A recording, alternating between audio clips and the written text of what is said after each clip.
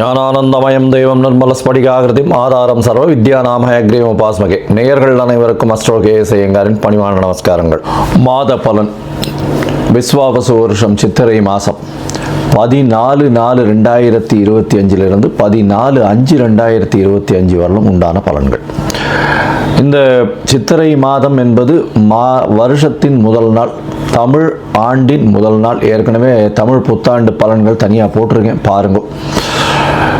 இப்போ இந்த புது மாதத்தின், அதாவது சித்திரை மாதத்தின் பலனில் முதல்ல இந்த மாதத்தினுடைய கிரகச்சாரங்கள் என்னென்ன மாற்றங்கள் வருது, அது தவிர இந்த மாதத்தில் வரக்கூடிய, அதாவது கிரகங்களுடைய மாற்றங்கள் என்னென்ன இருக்குது அப்படின்றத பார்ப்போம். அதுக்கப்புறம் இந்த மாதத்தினுடைய பலன்கள் என்னென்னன்றதை பார்ப்போம், ஒரு ராசியாக. அதற்கு பிறகு இந்த மாதத்தில் எந்தெந்த ராசிக்காரர்களுக்கு சந்திராஷ்டமம் வருது, என்னென்ன நாட்கள் அப்படின்றதையும் பார்க்கலாம். முதல்ல இந்த மாதத்தினுடைய கிரகச்சாரங்கள், அதாவது கோள்களின் மாற்றங்கள் என்னென்ன அப்படின்னு பார்ப்போம். சித்திரை மாதம்னு சொன்னோம் என்னன்னா, மேஷத்தில் சூரியன் உச்சம் பெற்று போயிருக்கக்கூடிய காலகட்டம். மேஷத்தில் சூரியன் இருக்கக்கூடிய காலகட்டத்தை சித்திரை மாதம்னு சொல்கிறோம். புது வருஷமும் பிறகுறது. 2ஆம் இடம்னு சொல்லக்கூடிய ரிஷபத்தில் குரு, கடகத்தில் செவ்வாய் நீச்சப்பட்டு போகிறார். அது தவிர கன்னியில் கேது. இந்த மாதத்தில் சனி பகவான் சித்திரை மாதத்தில் கும்பத்தில் ஆட்சி பெற்ற மூல திரிகோண வீட்டில் இருக்கார். அது தவிர இந்த மாதத்தினுடைய 12வது ராசி, அதாவது மீனத்தில் ராகு, சுக்கிரன் மற்றும் புதன், இந்த 3 கிரகங்கள் இருக்கு. இந்த மாதத்தினுடைய மாற்றங்கள் என்னென்ன அப்படின்னு பார்த்தோமே, ஆனால் 26/4/2025 அன்னைக்கு ராகு கேது, அதாவது வருஷ கிரகங்கள்னு சொல்லக்கூடியது ராகு கேது 1.5 வருஷத்துக்கு ஒரு தடவை மாறுறது. மாற்றங்களை, அதாவது ராகு மீன ராசியிலிருந்து கும்பராசிக்கும், கேது கன்னி ராசியிலிருந்து சிம்ம ராசிக்கும் போகிற ராகு கேதுவினுடைய பெயர்ச்சி தனியாகவே போட்டிருக்கேன், பாருங்க. மேஷம் முதல் மீனம் வரை தனித்தனியாக போட்டிருக்கேன். அது தவிர பார்த்தோம்னா இந்த மாதம் 30/4/2025 அன்னைக்கு புதன் மேஷ ராசிக்கு போகிறார். அதற்கு பிறகு இந்த மாதத்தில் வரக்கூடிய இன்னொரு மாற்றம் என்ன அப்படின்னா, வருஷ கிரகமான குரு மாறுறார். எப்போ அப்படின்னா 11/5/2025 அன்னைக்கு மாறுறார். இது இந்த மாதத்தினுடைய கிரகச்சாரம். இந்த மாதத்தில் வரக்கூடிய விசேஷ நாட்கள் அப்படின்னு பார்த்தாலேயானால் 23/4/2025 அன்னைக்கு வாஸ்துன்னு சொல்லும்பொழுது வாஸ்து புருஷன் கண் விழிக்கும் நேரம் 8:04 9:34 வரலும் 1.5 மணி நேரம் கண்ணு முழுகிறார். அதாவது 90 நிமிஷங்கள் சூரிய உதயத்திலிருந்து இதை கணக்கு பண்ணிக்கணும். அதை தவிர பார்த்தாலேயானால் வாஸ்து கண் விழிக்கும் பொழுது எந்த ஒரு தோஷமும் கிடையாது. அதாவது அந்த காலகட்டத்தில் அடிக்கல் போடுறது, அதாவது மனை சாஸ்திரம் அடிக்கல் போடுறது, அதை தவிர புதுசாக வீடு கட்டுறதுக்கு ஆரம்பிக்கிறது, பெரிய கன்ஸ்ட்ரக்ஷன் போடுறது, பத்திரங்கள் பதிவு பண்ணுறது, இந்த மாதிரியான விஷயங்கள் பண்ணும் பொழுது நல்ல ஒரு ஏற்றங்கள் கிடைக்கும். அதை தவிர வீட்டுக்கு வாசக்கால் வைக்கிறது, இதெல்லாம் வாஸ்து நேரத்தில் பண்ணுவது மிகவும் சால சிறந்தது. வாஸ்து கண் விழிக்கும் நேரத்தை 5 பிரிச்சிருக்காங்க, 18 நிமிஷமாக. 5-18 நிமிஷம். முதலில் வாஸ்து கண் விழித்து காலை கடனை முடிக்கிறார். அதற்கு பிறகு ஸ்நானம் செய்கிறார். அதற்கு பிறகு பூஜை செய்கிறார். அதற்கு பிறகு அதாவது சாப்பாடு, அதாவது அவர் உண்ணக்கூடிய நேரம் 18 நிமிஷம். அதற்கு பிறகு தாம்பூலம் தரிக்கும் நேரம். இந்த உண்ணக்கூடிய நேரத்திலையும் தாம்பூலம் தரிக்கும் நேரமான கடைசி 36 நிமிஷம், அதாவது 8:58 9:34 வரலும் இருக்கக்கூடிய நேரத்தில் செய்யக்கூடிய அனைத்து வேலைகளும், அதாவது கன்ஸ்ட்ரக்ஷனுக்குன்னு அந்த இது எந்த ஒரு சிவில் கன்ஸ்ட்ரக்ஷனாக இருந்தாலும் அது வெற்றியை கொடுக்கும் அப்படின்றது சொல்கிறேன். அதனால் வாஸ்து ரொம்பவும் முக்கியமான விஷயம். சரி, இந்த மாதத்தில் வரக்கூடிய மற்ற விஷயங்கள் என்ன அப்படின்னா, 25/4/2025 ரமண மகரிஷி, திருவண்ணாமலையில் ரமண மகரிஷியினுடைய 75வது ஜெயந்தி.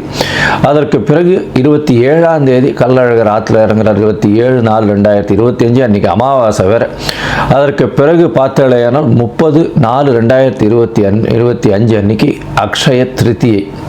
அக்ஷய திருதினா வளர்பிறை திருதியை, அதாவது அமாவாசைக்கு அடுத்து வரக்கூடிய 3ஆவது நாள் அக்ஷய திருதியை. இந்த துவரம்பருப்பு அதெல்லாம் வாங்கக்கூடிய நல்ல நாள்.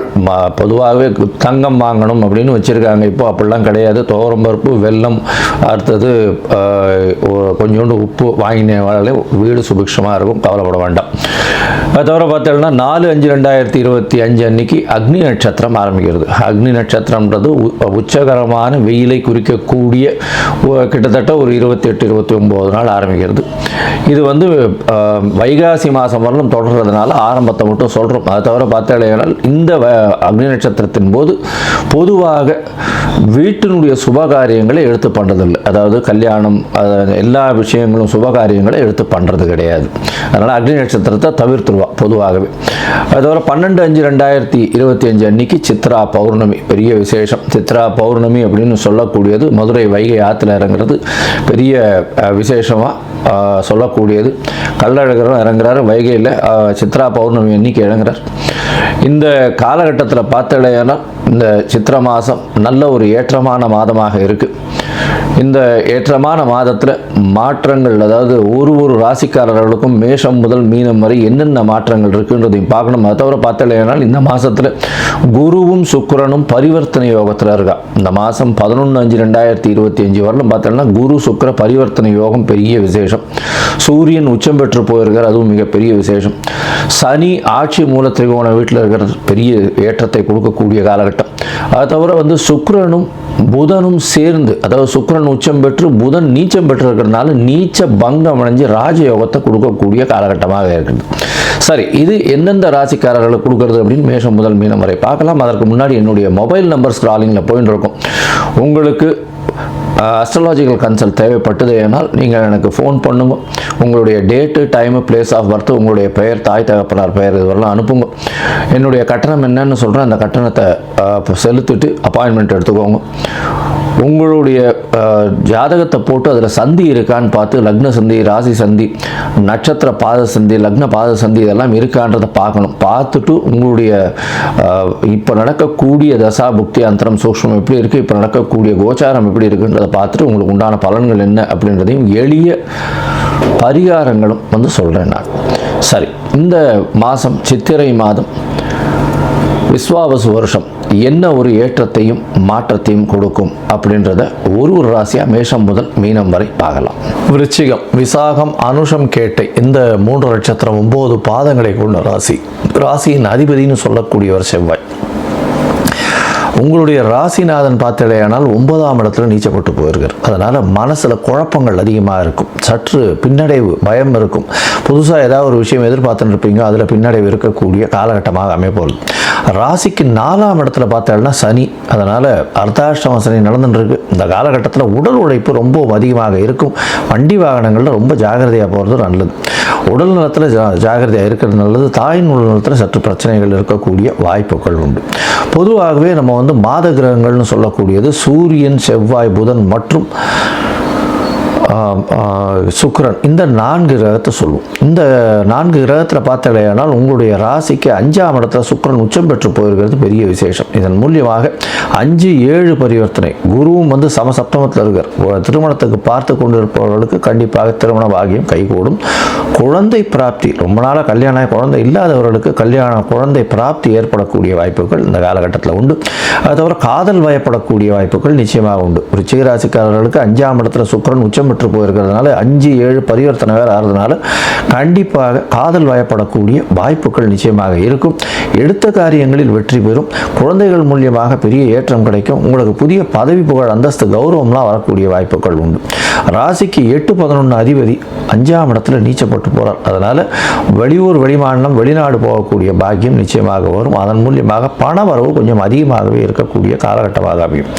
ராசிக்கு 10ஆம் அதிபதினு சொல்லக்கூடிய சூரியன் வந்து 6ஆம் இடத்துல உச்சம் பெற்று போயிருக்கிறதுனால புதிய வேலை கிடைக்கக்கூடிய வாய்ப்பு, வேலையின் மூலியமாக நல்ல ஒரு ஏற்றம் கிடைக்கக்கூடிய வாய்ப்பு, தொழிலில் புதிய கடன் வாங்கக்கூடிய வாய்ப்புகள் நிச்சயமாக இருக்கும். சொந்த தொழிலில் பெரிய ஏற்றம் இருக்கக்கூடிய காலகட்டம்.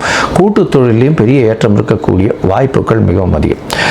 இந்த மாதத்தில் பார்த்தடையானால் உங்களுக்கு 4ஆம் இடத்துல ராகு பகவான் வந்துடுறார், 10ஆம் இடத்துல கேது போகிறார். அதனால் வந்து சொந்த தொழிலில் வந்து சற்று பின்னடைவு இருக்கும். அரசியல்வாதிகளுக்கு சற்று பிரச்சனைகள் இருக்கக்கூடிய வாய்ப்புகள் நிச்சயமாக உண்டு. மொத்தத்தில் பார்த்தீங்களே, ஏன்னால் இந்த காலகட்டம் நல்ல ஒரு ஏற்றம் இருந்தாலும் சில நாட்கள் இந்த முயற்சிகளை தள்ளி வைக்கணும். அந்த முயற்சிகளை தள்ளி வைக்க வேண்டிய நாட்கள் சந்திராஷ்டம நாட்கள்னு சொல்கிறோம். உங்களுடைய ராசிக்கு 8ஆம் இடத்துல சந்திர பகவான் மறைந்து இருக்கக்கூடிய காலகட்டத்தை சந்திராஷ்டம நாட்கள்னு சொல்கிறோம். இந்த சந்திராஷ்டம நாளப்போ பார்த்தலையானால் புதிய முயற்சி வேண்டாம், வெளியூர் வெளிமாநில பிரயாணம் வேண்டாம்னு சொல்கிறோம். ஒருவேளை நீங்கள் பண்ண வேண்டி இருந்ததுன்னா சந்திரனுக்கு உண்டான எளிய பரிகாரம், அருகில் இருக்கக்கூடிய விநாயகர் கோயிலில் பசும்பால் வாங்கி கொடுத்துட்டு போங்க அபிஷேகத்துக்கு. உங்களுக்கு சந்திரனுடைய தாக்கம், அதாவது சந்திராஷ்டமத்தினுடைய தாக்கம் நிச்சயமாக கம்மியாக இருக்கும். சரி, இந்த சந்திராஷ்டம தினங்கள் என்ன இன்னைக்கு அப்படின்னு பார்த்தோம்னா 1/5/2025, 2/5/2025, 3/5/2025 இந்த 3 நாட்கள். யாருக்கும் ஜாமீன் கையெழுத்து போடாதீங்க. அதை தவிர வந்து காசிப்பிங் பண்ணாதீங்க. தேவையற்ற வாதங்கள், விழுந்துட்டா வாதங்கள் வேண்டாம். பொறுமையாக இருக்கிறது நல்லது. புதுசாக வந்து எந்த ஒரு முயற்சியும் வேண்டாம். ஏதாவது பண்ண வேண்டிய கட்டாயத்தில் இருந்ததுங்களே ஆனால் சந்திர பகவானுக்கு உண்டான பரிகாரத்தை பண்ணிட்டு போங்க. சரி, மொத்தத்தில் பார்த்தீங்களேனால் இந்த விருச்சிக ராசிக்காரர்களுக்கு இந்த காலகட்டத்தில் பார்த்தோம்னா உடல் நலத்தில் சற்று பின்னடைவு இருக்கும், தொழிலில் மாற்றம் இருக்கும், வேலை அதிகமாக இருக்கக்கூடிய காலகட்டம், அலைச்சல் கொஞ்சம் அதிகமாக இருக்கக்கூடிய காலகட்டம், காதல் வயப்படக்கூடிய வாய்ப்புகள் உண்டு, திருமண பாக்கியம் கைகூடும், அதை தவிர புத்திர பாக்கியம் வரக்கூடிய வாய்ப்புகள் உண்டு. உங்களுக்கு புதிய பதவி, புகழ், அந்தஸ்து, கௌரவம் வரக்கூடிய வாய்ப்புகள் நிச்சயமாக உண்டு. எடுத்த காரியங்கள் நிச்சயமாக நடக்கக்கூடிய காலகட்டமாக அமையும். உங்களுடைய ராசிக்கு வெளிநாடு வெளியூர் போகக்கூடிய பாக்கியம் நிச்சயமாக இருக்கும். தொழிலில் சொற்ப லாபம் இருக்கும், இருந்தாலும் அரசு மூலியமாக சற்று பின்னடைவு இருக்கக்கூடிய வாய்ப்பு, வேலை வாய்ப்புகள் நிச்சயமாக கிடைக்கக்கூடிய காலகட்டமாக அமைய போகிறது. மொத்தத்தில் பார்த்தலையானால் இந்த விருச்சிக ராசிக்காரர்களுக்கு ஏற்றமான காலமாக இருக்கும். இருந்தாலும் உடல் நலத்தில் சற்று கவனமாக இருக்கிறதும், தாயின் உடல் நலத்தில் சற்று கவனமாக இருக்கிறதும் ரொம்பவும் ஜாகிரதை. தந்தையின் உடல்நிலை நல்லபடியாக இருக்கக்கூடிய வாய்ப்புகள் நிச்சயமாக உண்டு. தொழிலில் அபிவிருத்தி இருக்கும். அதை தவிர பார்த்தீங்கன்னா இந்த காலகட்டத்தில் உங்களுக்கு சந்திராஷ்டம நாட்கள்னு சொல்லக்கூடியது 1/5/2025, 2ஆம் தேதி, 3/5/2025 இந்த 3 நாட்கள். இந்த காலகட்டத்தில் புதிய முயற்சி வேண்டாம்னு சொல்கிறோம். மொத்தத்தில் இந்த விருச்சிக ராசிக்காரர்களுக்கு இந்த விஸ்வாவசு வருஷம் சித்திரை மாதம் ஏற்றமான காலமாக இருந்தாலும் அர்த்தாஷ்டம சனி நடக்கிறது. எல்லா விஷயத்திலையும் பொறுமையை காக்கிறது நல்லது.